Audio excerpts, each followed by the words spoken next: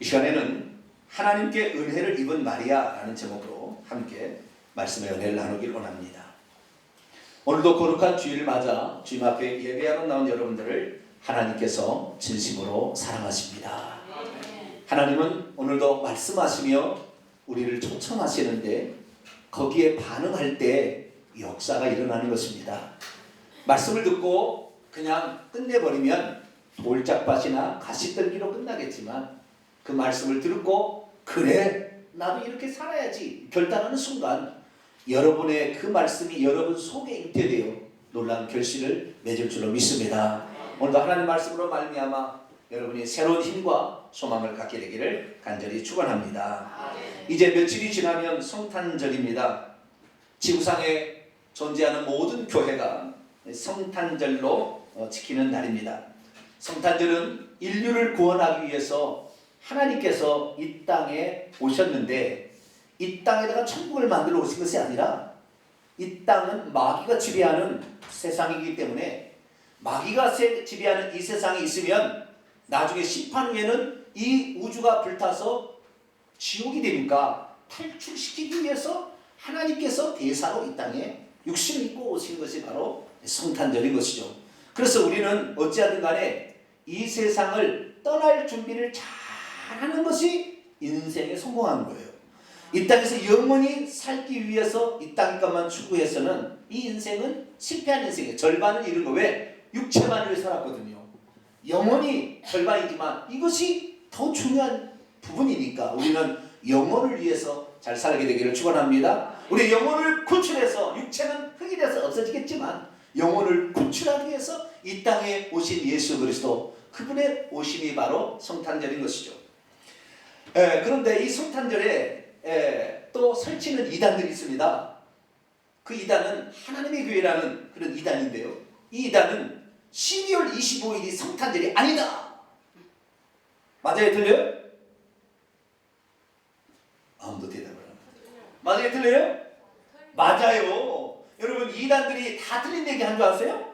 아니에요. 맞는 얘기를 왕창 해요. 그러다가 약간 부분 여기 딱 틀어가지고 이단 만드는 거예요. 12월 25일이 성탄절이 아닙니다. 왜냐하면 예수님이 태어나시던 날 밤에 밖에서 자기 양떼를 치던 목자들이 있었습니다.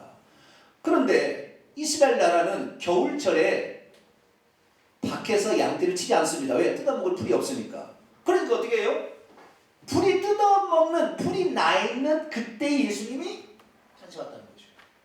그러니까 범죄일 가능성이 많아요. 지금까지 기록을 쭉 찾아서 역사적 기록을 다 찾아보면 BC 6년 5월 14일 날 탄생할 확률이 어마어마하게 많습니다. 그러나 그 날짜는 성경이 얘기하지 않았기 때문에 그날 얘기할 수는 없어요.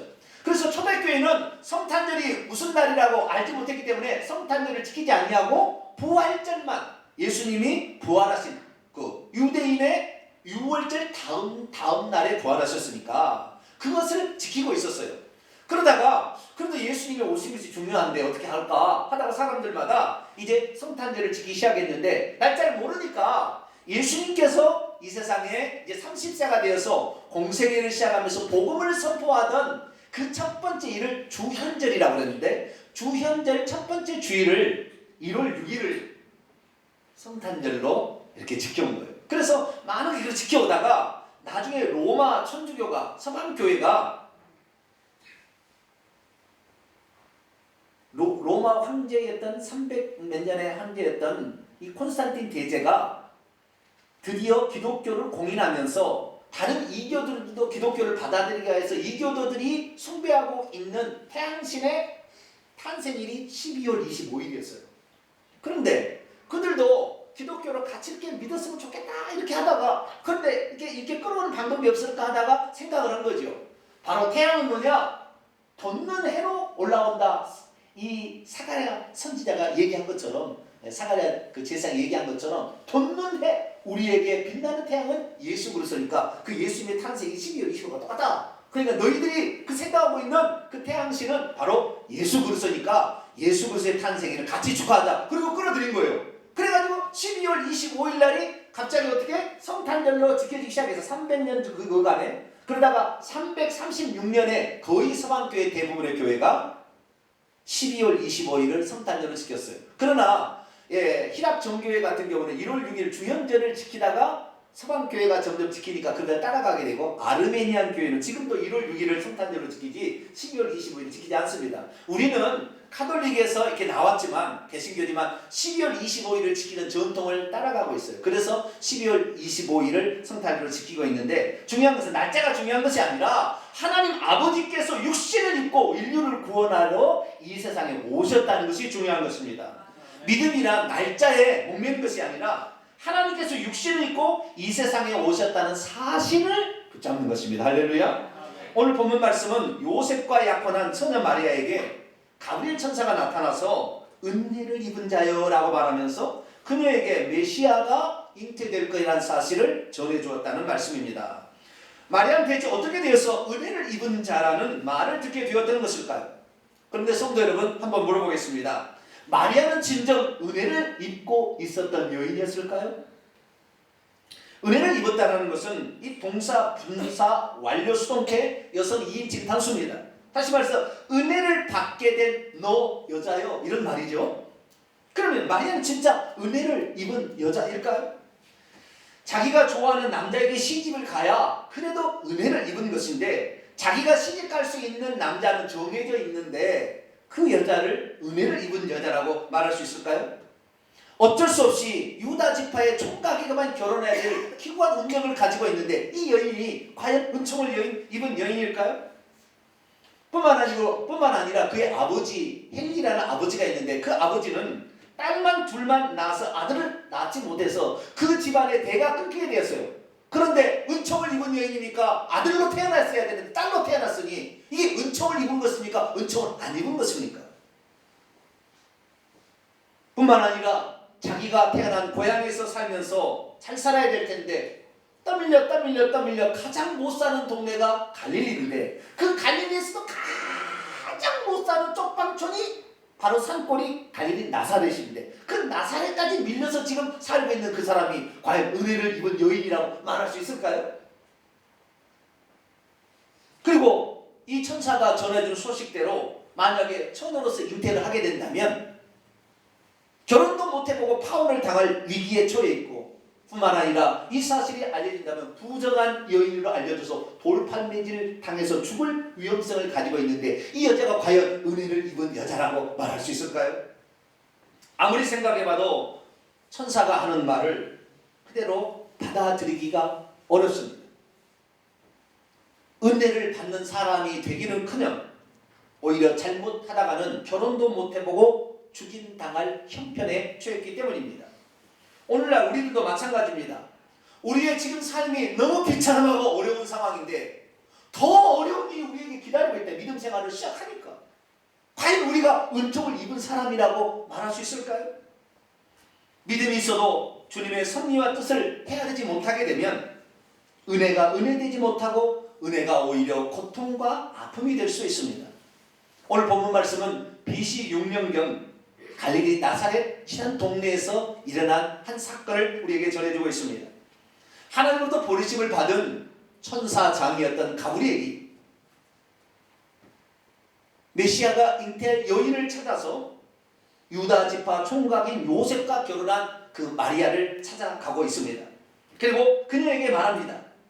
너 은혜를 입은 여자여, 네가 메시아를, 인류를 구원할 구원자를 낳게 될 것이다. 그렇게 말하고 있습니다. 오늘 우리는 이 성탄절에 관한 이야기를 많이 듣는데 우리는 그냥 마리아가 예수를 낳았으니까 은총을 받았겠지 이렇게 생각하는데, 사실은 그 현장에 지금 우리가 처해 있다면 우리는 은총을 입었다고 말할 수 없는 그런 상황에 처해 있다는 거예요. 특별히 이 예수님의 탄생에 관한 마리아의 가족사의 이야기를 들으면 기구한 운명의 이야기를 보고 결단코 우리는 은혜를 입었다 말하기가 어려울 것입니다.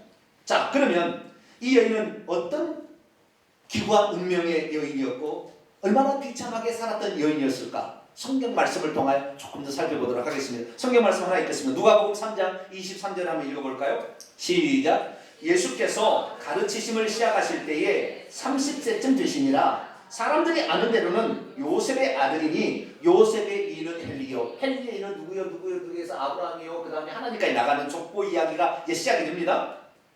그런데 여기 보니까 예수님은 요셉의 아들이 분명하죠. 그죠? 그런데 요셉의 아버지는 누구죠? 드디어 성경 지식이 없다는 것이 뽀록나기 시작했습니다. 마태복음 1장을 읽어보게 되면 예수님의 아버지의 족보, 조상의 족보 이야기가 마태복음 1장에 나오고 누가복음 3장을 보면 예수님의 어머니의 족보, 조상의 족보가 나옵니다. 마태복음 1장을 읽어보게 되면 예수님의 아버지 요셉의 아버지는 야곱이라고 나와 있어요. 아시겠죠? 그런데 누가복음에는 마리아의 족보를 쓰고 있으면서 예수님의 아버지였던 요셉의 아버지를 헬리라고 얘기하는데 헬리는 사실 마리아의 친정아버지입니다. 그럼 어떻게 되었길래 갑자기 마리아의 아버지가 자기 사이의 아버지가 되어버리는 이렇게 성경이 기록될 수밖에 없었다. 여기에는 슬픈 가족사가 기록되어 있는 거예요. 사람들을 만나보면 저마다 가족에 참 아픔들이 있더라고요. 가족사에 아픔들이 있어요. 이 집안에도 그런 아픈 역사가 있는 거예요. 자, 보겠습니다. 그러면 우리가 알고 있는 사실은 마리아는 예수님의 이제 어머니가 될 사람이잖아요. 그런데 이 마리아에게 여동생이 있다는 사실 아세요? 그 여동생은 살로메입니다. 살로메는 예수님의 12제자였던 야고보와 요한의 어머니입니다. 세베대하고 결혼을 했죠. 이 살로메는 예수님의 이모가 되니까 야고보와 요한은 외종 사촌지간에 해당이 되는 것이죠. 그런데 이 마리아의 친정 어머니의 이름을 혹시 아시나요? 자기 어머니 이름도 몰라보는 무슨 자식이라고 그러죠? 예수님의 어머니 마리아는 아니면 마리아의 어머니까지 우리가 할아버지 할머니까지 이름을 잘 모르는 그런 손자들이 있더라고 보니까. 네. 근데 그러니까 할머니죠. 예수님의 할머니 이름이 안 나와요 성경에. 네? 안 나옵니다. 그런데 역사의 기록을 이렇게 외경과 다른 역사의 기록을 찾아보면 예수님의 할머니, 다시 말해서 마리아의 친정 어머니의 이름은 안나입니다. 안나. 뭐라고요? 안나. 안나라는 것은 구약의 아람어로 얘기하면 한나라는 말이에요. 그것이 헬라어로 안나가 되고 미리암이 마리아가 됩니다. 구약의 미리암은 마리아 이렇게 바꿔지는 거예요. 한나였어요. 한나. 그 안나였는데 그 안나는 시집을 누구에게 갔냐면 유다 지파의 헬리라는 총각한테 시집을 가서 두 딸을 낳았으니 하나는 마리아고 하나는 살로메를 낳은 거예요. 그런데 자기 어머니 한나 있잖아요. 마리아의 어머니 한나의 여동생이 하나 있었는데 그 여동생이 엘리사벳입니다. 엘리사벳은 세례 요한의 어머니고 이 엘리사벳은 사가랴와 결혼해서 세례 요한을 낳죠. 그렇죠? 그러니까 세례 요한은 예수님의 이모의 아들입니다. 이해가 지금 가시나? 머리가 복잡해졌죠? 중요한 건 뭐냐? 그러니까 마리아의 어머니는 한나였고 이 한나는 제사장 가문의 딸이었다는 거예요. 그러니까 한나고 엘리사벳은 제사장 가문의 레위 지파의 사람들이어서 엘리사벳은 당시에 제사장과 결혼을 해가지고 또 제사장과 같은 세례 요한을 낳아요. 물론 선제로 쓰임을 받았지만 그렇게 했는데 자기 한나는 레위인과 제사장과 결혼하지 아니하고 어떻게 돼서 기구한 운명이에요. 레위인과 결혼하지 아니하고 유다 지파의 헬리라는 남자와 결혼을 하게 된 거예요. 근데 헬리와 결혼했으면 잘 먹고 잘 살아야 될 텐데 잘 먹고 못 살았어요. 그래서 고향도 나중에 어떻게 살지 못해서 버려서 떠돌다가 가난하고 촌동네 나사리까지 밀려갔어요. 그런데 거기에서 살면서 또 어떻게 해요? 자식을 낳았는데 아들을 낳아야 되는데 아들을 낳지 못하고 헬리라는 이 남자는 두 딸만 마리아하고 살로메라는 두 딸만 낳고 아들을 낳지 못했어요. 이제 헬리의 가문은 문을 닫게 생겼어요. 그런데 율법에 이 문을 닫게 될 그 가문을 문을 닫지 않도록 하는 방법이 한 가지 있었어요. 그건 뭐냐면 사람이 죽고 아들이 없으면 그 기업을 자기 딸들에게 주되 그 딸들은 시집을 갈 때 반드시 자기 조상 지파의 종족에게만 시집을 가라 이렇게 기록이 돼 있어요. 그러니까 마리아하고 살로메가 자기 남동생이나 오빠가 없어서 이제 가문이 문을 닫게 생겼지만 아버지의 기업을 물려받아서 족보를 물려받아서 없애지 않으려면 반드시 유다 지파의 총각하고 만나서 결혼을 해야 유다 지파의 족속과 유다 지파의 족보로 남고 유다 지파의 땅이 다른 지파로 넘어가지 않고 유다 지파의 땅으로 남게 하기 위해서 그렇게 하나님께서 율법을 정해놓은 거예요. 그러니까 이 마리아는 이렇게 좋아서 쫙 봐가지고 이 총각이 참 마음에 드네. 그럼 결혼할 수 있어요 없어요? 맨 처음에 뭘 물어봐야 돼요? 혹시 유다 지파신가요? 이걸 물어봐야 돼. 아니면 어때요? 아무리 좋아도 아니구나. 기구한 운명의 여인이야 지금. 기구한 운명. 그런데 어찌 됐는지 모르지만 양가 부모들이 다 이렇게 해가지고 이렇게 해서 마리아하고 요셉하고 짬해줬는지 모르지만 자우전 둘이는 약혼을 하게 돼요. 어떻게 약혼은 안 나와요. 근데 어떻게 약혼을 했어요. 결국에 요셉은 마리아와 약혼을 함으로써 헬리의 법적인 아들이 되어서 양가의 족보를 하나로 합치게 된 거예요. 아시겠죠? 그래서 요셉의 아버지는 야곱이지만 자기 약혼한 아내의 아버지까지 합쳐서 두 족보를 합쳐버린 거죠. 그래서 아브라함과 다윗의 자손 딱 합쳐져서 지금 이제 예수님이 나오는 거예요. 여러분, 마리아는 아무나 만나서 결혼할 수 없었던 그런 여인이었습니다.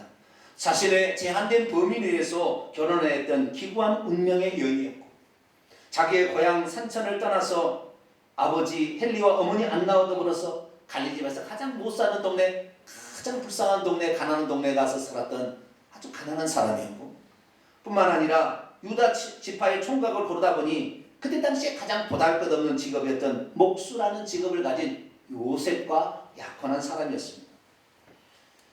그렇기 때문에 이 여인을 은혜를 받은 자라 이렇게 말하기 칭하기가 매우 어려운 여인이네 틀림없습니다. 엎친 데 덮친 격으로 이 처녀에게 가브리엘 천사가 나타나서 말하죠. 여인이여, 당신이 처녀로서 잉태한 아들을 낳게 될 것이요. 처녀로서 아이를 잉태하게 된다면 어떻게 됩니까?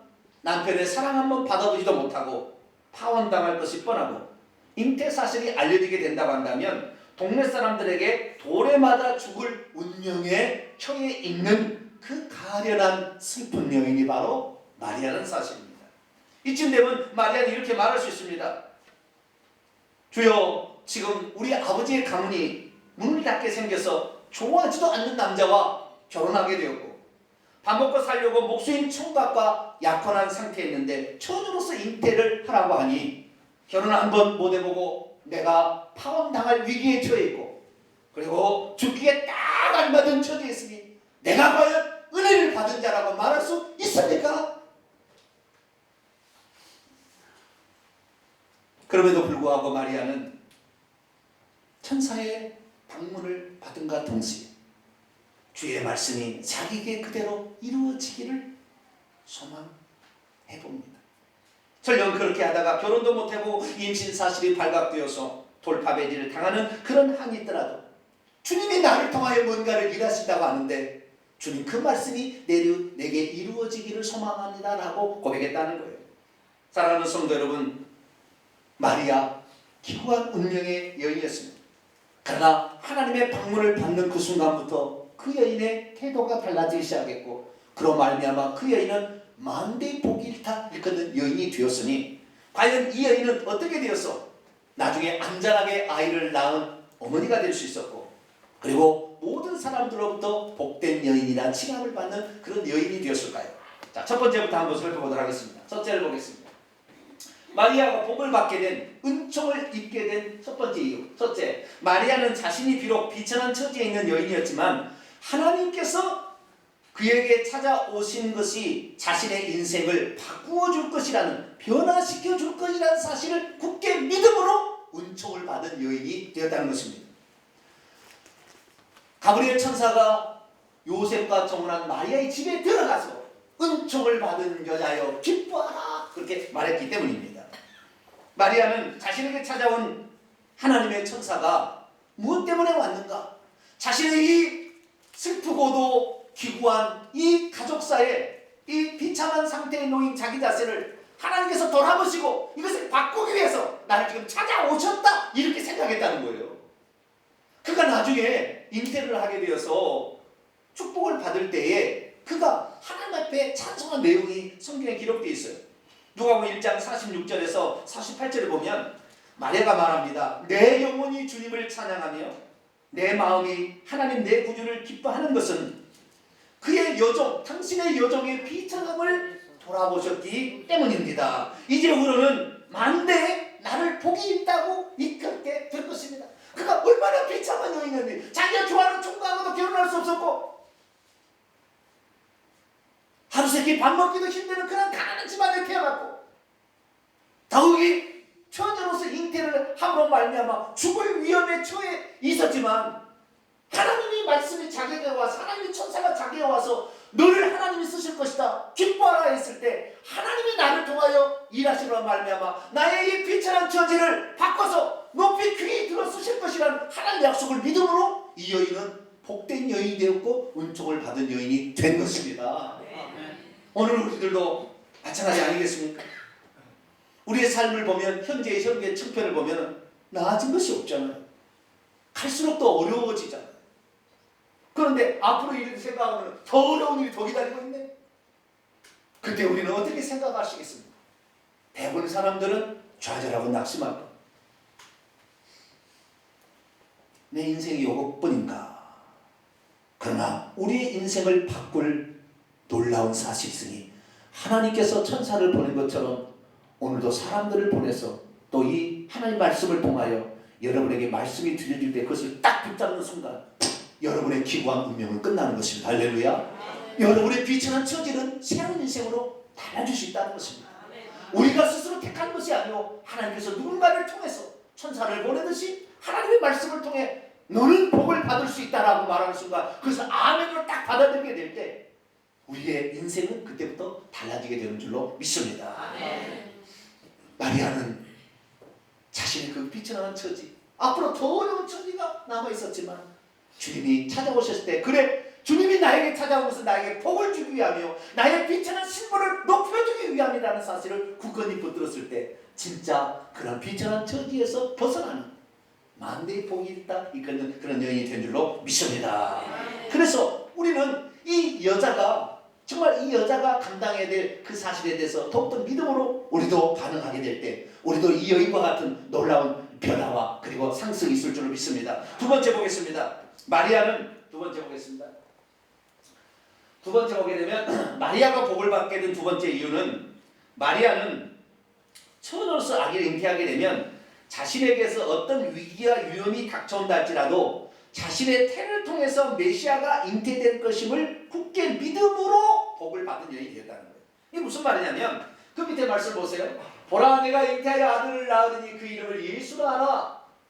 이는 그가 큰 자가 되고 지극히 높으신 이의 아들이라 일컬어질 것이요 주 하나님께서 그 조상 다윗의 왕위를 너에게 줄 것이다. 이게 무슨 말입니까? 네가 잉태하여 마리아가 말하죠. 나는 남자를 알지 못하니 어찌 이런 일이 있습니까? 그러나 성경을 보라. 자, 이사야 7장 14절을 봅니다. 이사야 7장 14절 뭐라고 기록? 아니 이사야냐?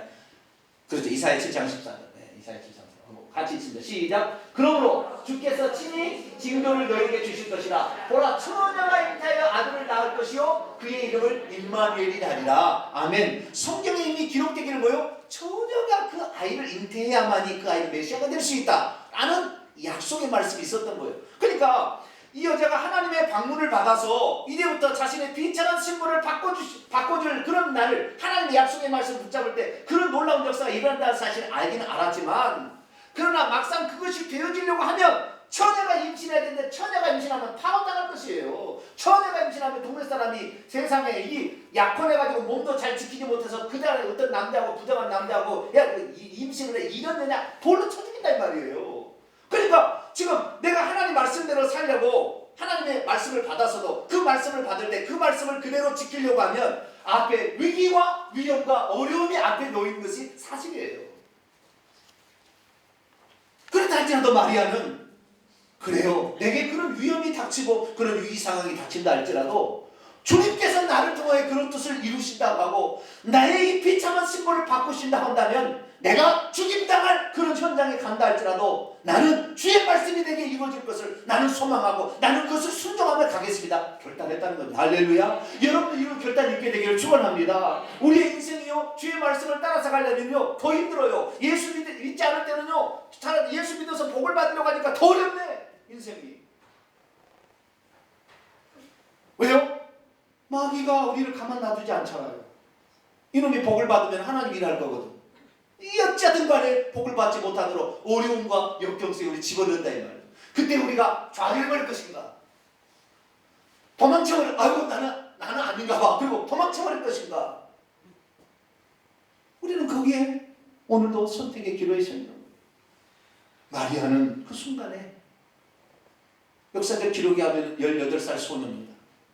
18살 먹은 가련한 소년. 기구한 운명을 가졌고 자기가 좋아하는 남자를 찾아갈 수도 없고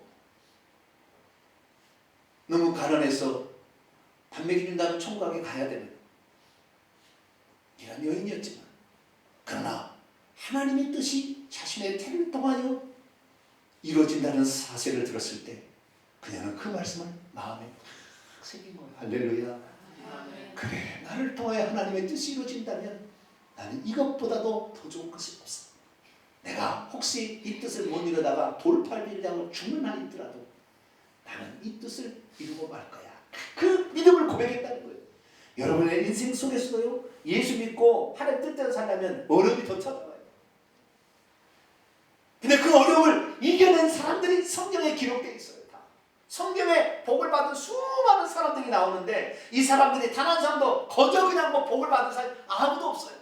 숱한 이런 시련과 역경 속에 자기가 처해 있을 때 하나님의 약속의 말씀을 믿고 하나님의 뜻이 나를 통해 이루어지기를 간절히 사모했을 때 그 사람들 속에 믿음으로 역사함으로 그 사람의 삶이 바꿔지고 결국에 복을 받아서 성경에 기록된 거예요. 여러분도 성경에 비록 기록되지 않지만 하나님의 생각 속에 여러분의 이름이 기록되는 놀라운 복을 받게 되기를 축원합니다.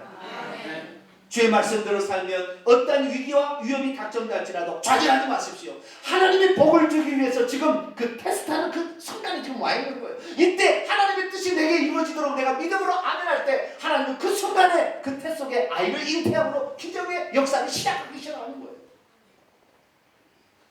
근데 나는 예수 믿었더니 안 되는구나. 예수 안 믿을래. 그리고 떠난다. 이 바보 천치예요. 어디 복이 그냥 거저올 수가 있겠어요.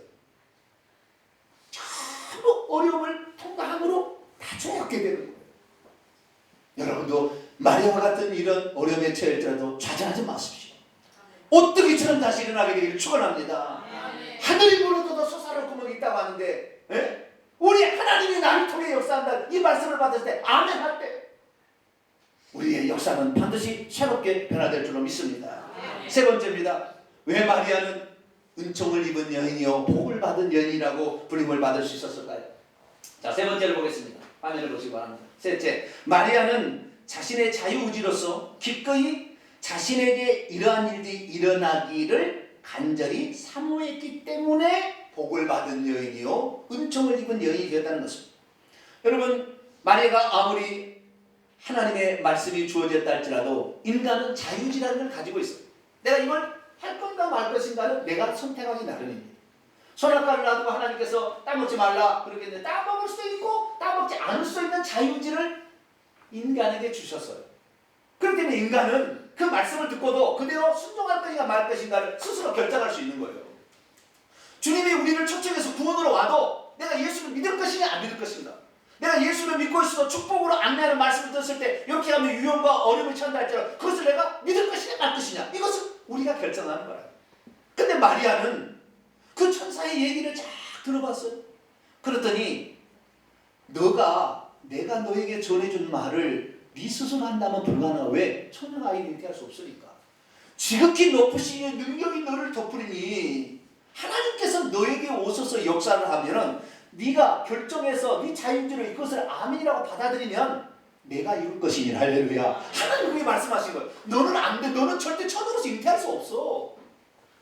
그러나 네가 그렇게 되기를 바란다고 한다면, 네 자유의지로 나를 선택해 준다고 한다면 내가 안 될 것 같은 그 역사를 내가 이룰 것이니. 할렐루야. 그걸 그랬다는 거예요. 그러니까 우리가 이 자유의지로 항상 우리는 있어요. 그런데 우리는 우리의 능력으로 안 되니까 아이고 난 안 된다. 이 포기하니까 결국에 그 사람의 인생과 신앙이 실패하는 거예요. 그런데 그 안 될 것 같은 엄청난 산 같은 것이 문제가 있다 할지라도 주님이 내게 이렇게 말씀하신다고 하니까 그래요 주의 말씀대로 내게 이루어지이다. 할렐루야. 이런 입술의 고백과 마음의 순종이 딱 왔을 때 하나님께서 능력이 확 덮어버리니까 그날 입시 딱 돼버리는 거예요. 할렐루야. 이 놀라운 역사가 여기 일어나는 거예요. 오늘도 우리는 은총을 입은 사람이 될 것인가 말 것인가 오늘도 우리는 기로에 서 있어요. 가브리엘 천사가 그때 마리아를 찾아간 것처럼 오늘도 주의 종을 통하여 여러분에게 이 말씀을 지금 증거하고 있는 겁니다. 주님께서 천사와 같은 누군가를 보내서 또 주의 종의 말씀을 통하여 우리의 귓가에 지금 너 은총을 입은 사람아 그렇게 말하고 있는 겁니다. 아니라 그러면 그 사람은 아니게 될 것이지만 그러나 그 말씀을 믿고 주님 나도 그런 사람이 되기를 원합니다 고백했을 때 하나님은 그를 들어서 엄청난 일을 하게 하신다는 사실을 믿으시게 되기를 축원합니다. 우리가 만약에 우리 생각해 보십시오. 우리가 만약에 누군가가 나에게 구원의 복음을 전해주게 될 때 쓸데없는 소리 하고 자빠졌네 그리고 끝내버렸다면 우리는 끝났을 거예요. 그런데 대체 하나님은 우리를 얼마나 사랑하셨길래 누군가를 통해서 너 회개하고 예수 믿으면 천국 간다 이 사실을 들려주었어. 조상 대대로부터 물려받은 저주와 가난 가운데 계속 살아야 되는 우리의 인생을 하나님께서 어느 날 이 놀라운 복음을 누군가를 통해 전해주셔가지고 우리가 받게 됐으니 이 복음을 끝까지 붙들게 되길 축원합니다. 처음에 우상 숭배 제사 이거 폐지하고 뭐 주일배 폐지하면 핍박이 올 수도 있어요. 그러나 그 핍박이 어떻게 할 거냐 위기가 찾아오는데 적당히 타협할 건가 이건 우리 선택이에요. 우리 선택. 그러나 내가 하나님의 말씀대로 내게 이루어지이다 나는 말씀을 붙잡겠습니다 이렇게 나가게 되면 그때부터 하나님께서 그 사람을 보시고 그 속에 생명의 씨앗을 확 줘버린다니까. 복을 받을 수 있는 근거가 10달 있으면 나와요. 10달 있으면 나온다 이 말이에요. 그 놀라운 복을 그때부터 주시기 시작하는데 조금만 인내하고 참고 있으면 그 복을 받게 될 때 사람이 너무 간사해서 그 위기를 참지 못하고 하나님이 없어 하나님이 있어 일이 되니까 우리 복을 받지 못하는 거예요. 믿음이란 무엇입니까? 내가 비록 비천한 사람이고 미련한 사람이고 약한 자랄지라도 하나님께서 나를 통해 일하셔서 위대한 일을 할 거라는 사실을 받아들이는 것입니다. 고린도전서 우리 1장 27절과 28절 말씀 한번 읽어볼까요? 같이 읽습니다. 시작. 그러나 하나님께서 세상에 미련한 것들을 택하사 지혜 있는 자들을 부끄럽게 하려 하시고 세상에 약한 것들을 택하사 강한 것들을 부끄럽게 하려 하시며 하나님께서 세상의 천한 것들과 멸시받는 것들과 없는 것을 택하사 있는 것들을 헤아려 하시나니. 할렐루야. 하나님 그러신 하나님이에요. 우리 비참한 적에 있는 우리를 하나님께서는 내버려 두지 아니하고 우리 약한 자, 우리 미련한 자, 우리 우둔한 자를 하나님께서 들어쓰시되 믿음으로 반응할 때 부자는 절전할 수 없고 공부 많이 배운 자는 결단도 할 수 없는 그 일을 하나님이 하게 하시니 우리가 그런 주인공이 되지 않겠어요? 저는 우리 교회 성도들이 다 이 말씀을 붙잡고 인생에 정말로 하나님께서 주신 은혜라는 것을 경험하고 복을 경험하게 되기를 간절히 축원합니다. 그래서 우리는 주의 말씀이라 한다면 어떤 위기와 위험이 찾아온다 할지라도 세상과 타협하지 말고 주님 말씀의 앞에 그대로 서고 그 말씀을 받아들이게 되기를 축원합니다. 내게 주신 자유의지를 가지고 죄를 짓고 하나님을 떠난 데 쓰지 말고 하나님 앞에 나온 데 쓰고 하나님 말씀을 실천하는데 하나님의 복음을 전파하는데 그것을 쓰심으로 말미암아 여러분의 인생이 전무후무한 만대의 복이 있다라는 그런 사람이 되어서 정말로 놀라운 축복을 받게 되기를 축원합니다. 마리아가 이런 결단하고 나갔을 때 정말 어떻게 되었습니까? 마리아는 자신의 태를 통해서 메시아 하나님의 아들이 잉태되는 놀라운 축복을 받게 되었습니다. 그리고 어쩔 수 없이 유다집과 요셉에게 신임을 갖지만 그것이 하나님의 약속의 말씀 아브라함과 다윗의 후손 온다는 약속의 말씀이 이루어짐으로 말미암아 메시아가 탄생했고 요셉에게 하나님께서 천사를 보내서 절대 네 아내 버리지 마라 해서 파혼도 당하지 아니했고 마리아를 데리고 피난감으로 말미암아 아이가 보호되는 이런 일도 이 마리아하고 이 아기도 보호됐을 뿐만 아니라 그녀의 말처럼, 그가 고백한 말처럼 오늘까지 하나님을 잉태한 놀라운 여인이라 칭함을 받고 있습니다. 그렇습니다. 우리도 마리아처럼 비록 똑똑한 사람은 아니고, 비록 부자는 아니고, 비록 잘나간 사람 아니라 할지라도 하나님은 오늘도 마리아처럼 우리가 믿음을 갖고 순종하면 하나님은 우리를 통해서 역사하실 줄로 믿습니다. 무엇보다도 우리가 회개복음, 천국복음을 듣고 하나님을 얻었다면 이 세상에 못 살아도 우리는 천국의 자녀니, 굶어 죽어도 우리는 좋은 존재고 훌륭한 존재고, 왜? 우리는 천국의 자녀가 되었습니다. 그리고 이 땅에 혹시 목숨이 붙어있다 한다면 끝까지 우리가 이 믿음으로 가서 정말 마리아처럼 이 세상에 수많은 사람, 예수님을 먹인 태와 젖이 복이 있도다, 여인들이 막 예수님을 칭찬했던 것처럼 우리들도 정말 천국에 들어가서 칭찬 듣고 또 하늘의 면류관을 받을 수 있는 복된 성도들이 되기를 간절히 축원합니다. 기도하겠습니다. 거룩하신 아버지 하나님, 우리는 우리의 비참한 처지에 늘 비관하며 하나님을 원망하기 쉬운 사람들입니다. 그러나 우리는 여기에 좌절하지 않을 것이고, 하나님의 말씀이 오늘 내 귓가에 들려진 것은 나를 통하여 하나님이 이 비참한 처지를 극복케 하고 하나님의 위대한 역사를 이루시고자 하는 그 뜻이 있는 줄로 믿습니다. 이 말씀을 우리가 마음에 받아들여 어떠한 위험과 위기 상황에 닥친다 하지 끝까지 주님의 말씀을 붙들고 순종함으로 기꺼이 정말 우리는 하나님의 복을 누릴 수 있는 그런 성도가 되게 하여 주시옵소서. 우리 주 예수 그리스도의 이름으로 기도하옵나이다. 아멘.